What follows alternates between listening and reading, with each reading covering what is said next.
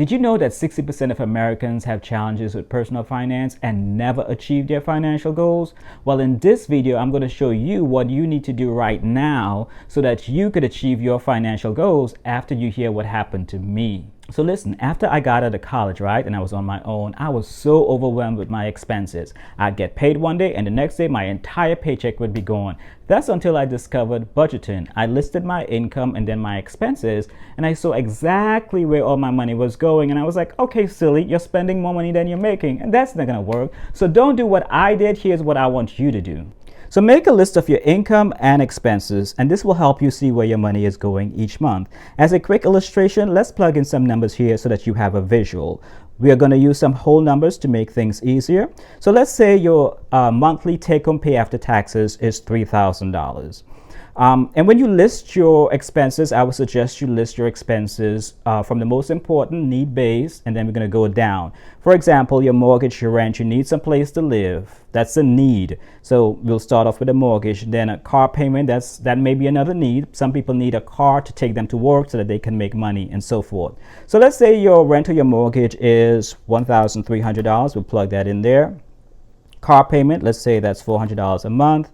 Food, and you guys, this is just an example. Let's say food, your monthly expense for that is $500. Utilities, let's say it's $250. Savings, let's say you want to save $200 every month. Insurance, let's give it $200 for insurance. Netflix, let's say it's $50. And let's say some fun. You want to have some fun. You've dedicated $100 every month to have some fun. So okay, so your expenses and your income match, so you're fine. But let's say one month you want to have more fun than you usually have. So let's say you put $150 into your fun category. So what happens now is that you're $50 short. So your expenses exceeds your income, and that's not a good place to be. All right, guys. So this is just a simple Excel document that I created. If you want a copy of this, I'll attach it. I'll put a link to it in the comments section. It's free, no cost to you. This is my gift to you. All I ask is you give this video a thumbs up. So once you got your budget created, you want to check your budget regularly to make sure that you're sticking to it and make adjustments as needed. Your budget will change depending on your goals. Maybe next year you decide to save up for a house or vacation, then you will need to add those categories to your budget and allocate the appropriate amount for those categories. So listen, I was doing better managing my money, right, with this budgeting thing. But whenever something unexpected happened, like needing an unexpected car repair, my budget would get all messed up and I'd be in the hole again. Can anyone relate? If that's you, let me know in the comments how you overcome situations like that. But then I heard about this emergency fund type savings account where you save money in that account for any unexpected expenses. So listen, I did what the people told me to do, and I opened a separate savings account, and little by little I began to fund that account to save for any unexpected emergency. And baby, let me tell you, that was one of the best decisions that I ever made. Talk about being financially stress-free and having a peace of mind. I would definitely recommend everyone have an emergency savings account. So here's what I want you to do. Save some money for unexpected expenses. Aim to save enough to cover 3 to 6 months worth of living expenses. Start small. Even a little bit saved regularly can add up over time.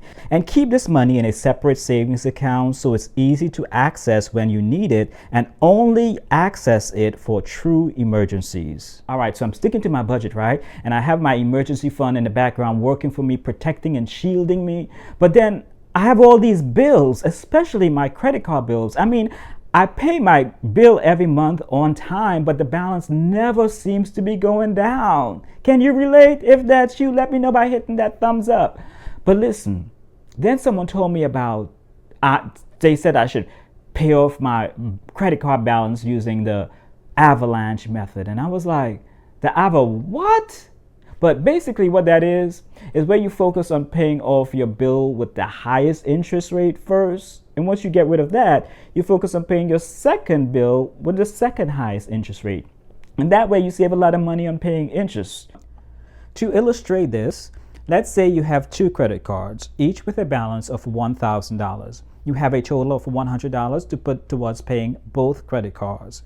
Credit card A has an interest rate of 22% with a monthly minimum payment amount of $30. Credit card B has an interest rate of 14% with a monthly minimum payment amount of $25.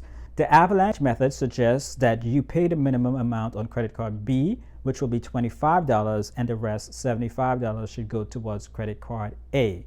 This way, you are focusing on getting rid of the credit card balance with the highest interest rate first, which will ultimately save you money on interest payments in the long run. Once credit card A has been paid off, you will focus on paying off credit card B. So listen, I did what the people told me to do. It worked. So here's what I suggest that you do.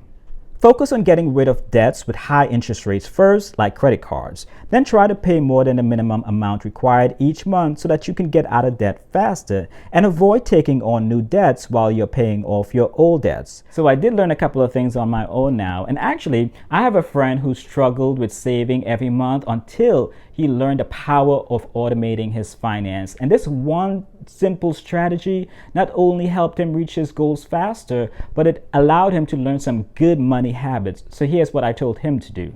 Set up automatic transfers to your savings account so you don't forget to save. Start contributing to retirement accounts like 401k or IRA. Even small amounts can grow over time.